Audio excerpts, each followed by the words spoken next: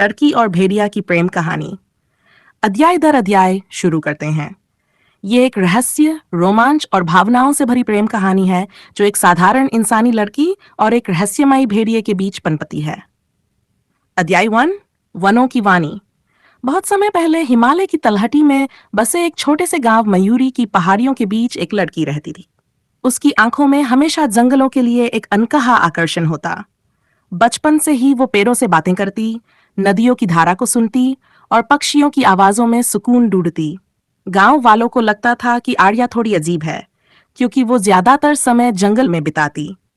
लेकिन वो जानती थी कि जंगल ही उसकी आत्मा है।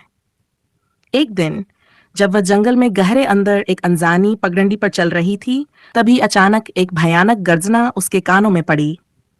सामने झाड़ियों से एक विशालकाय भेड़िया निकला। उसकी आंखें चमक रही थीं, गहरी नीली, इंसानों जैसी। आर्या डर गई, लेकिन भागी नहीं।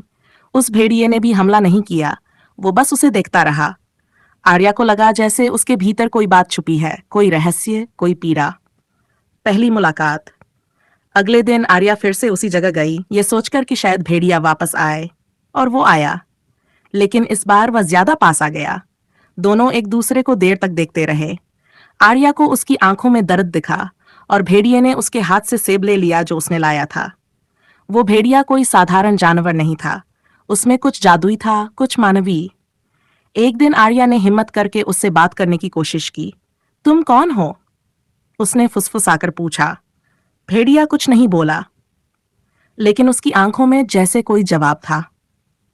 अगले अध्यायों में हम जानेंगे इस भेड़िए की असली पहचान, उनका रिश्ता कैसे गहराता है और कैसे ये प्रेम कहानी एक रहस्य में बदलती है।